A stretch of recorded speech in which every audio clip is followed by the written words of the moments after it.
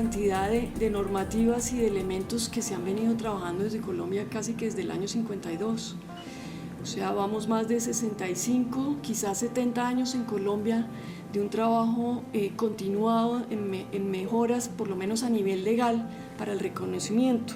El gran desafío, como lo señaló el senador Galán, es lograr que efectivamente haya un reconocimiento efectivo de los derechos. Básicamente queríamos como repasar los antecedentes normativos, partiendo de la Constitución Nacional de 1992, que ya lo mencionaron, pero incluso antes pues ha venido habiendo una cantidad de desarrollos que son muy importantes y que es bueno tener en cuenta.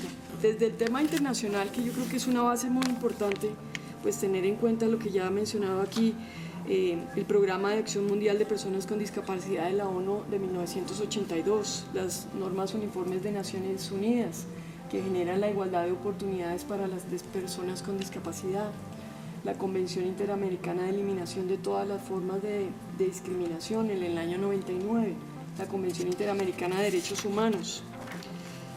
Más adelante mirar las legislaciones de otros países que incluso nos sirvieron de sustento para hacer ver a nuestros colegas que era importante generar estas normativas. En Reino Unido, en España, en Estados Unidos, en México, en Bolivia, en Ecuador, en Perú, en fin, pues muchos países ya lo consagran.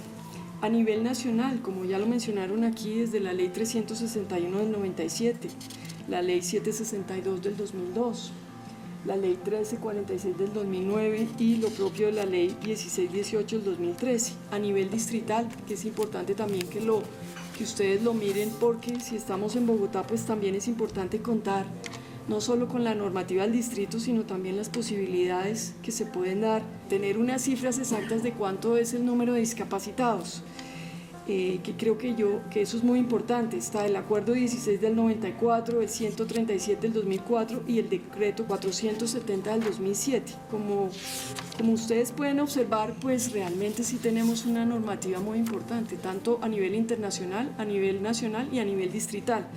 Pero no solo eso. La Corte Suprema también ha generado, si quieren sigamos en la siguiente, una cantidad de sentencias que son muy importantes porque les da pleno reconocimiento de todos sus derechos.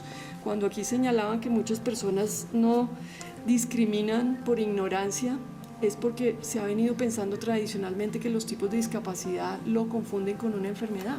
Entonces, por eso es tan importante pues educar a la gente, hacer pedagogía justamente para que haya un mayor respeto, y en eso ha venido habiendo una cantidad de reconocimientos por parte de la Corte Suprema en todas estas sentencias que yo los relaciono acá. Pues yo lo que diría es que sí tenemos un ordenamiento jurídico robusto que nos permite realmente tener un reconocimiento. Ese sin duda es el primer gran paso. Todo ese esfuerzo de unos y otros hizo posible que nuestros colegas entendieran la necesidad de cambiar el tipo penal y de incluirlo. Entonces, digamos que en resumen, ese fue básicamente las discusiones que tuvimos en la comisión primera, y adicionalmente surgió otra en el sentido de que para el operador judicial no era fácil determinar cuál era el tipo de discriminación o el grado de discriminación, y que cualquier tipo, así fuera leve de discapacidad, podría dar lugar a una sanción penal. Entonces nos sugirieron incluir una definición que quizá no es la mejor,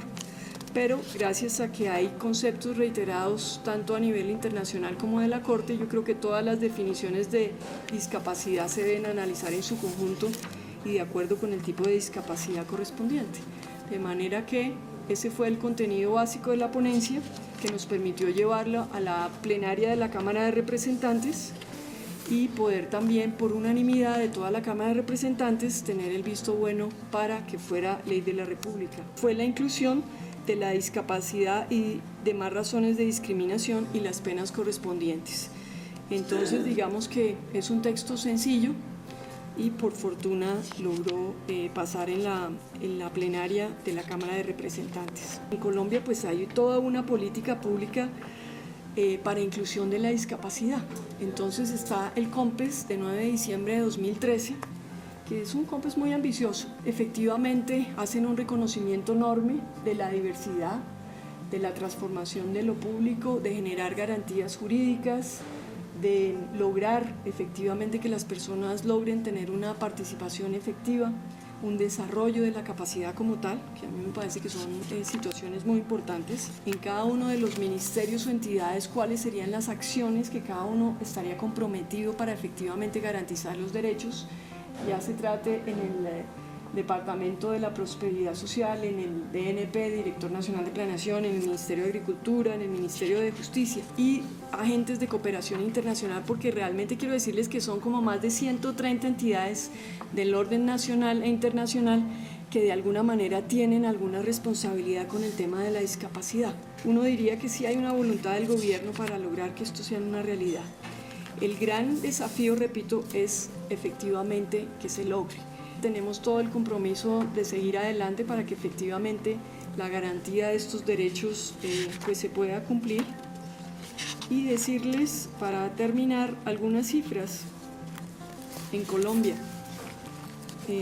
Y el primer citado, les repito, que es el Departamento Administrativo del DANE, porque estas cifras son del 2010 y si queremos trabajar con efectivamente brindar los derechos, necesitamos saber cuántas personas son, qué tipo de discapacidad es la que tienen, qué dificultad tienen y justamente cuáles son las ayudas o los apoyos que le puede brindar el Estado. Más del 6% de la población efectivamente y los diferentes tipos de discapacidad. En el caso de la invidencia tenemos el dato que por lo menos más de 189.000 personas en Bogotá, no más. Fíjense que es muy importante saber si pueden trabajar, si pueden desplazarse. Esto es como una cifra en general, personas que tienen discapacidades en los oídos, en el sistema nervioso, bueno, en fin, todos los diversos tipos de discapacidades que se pueden dar.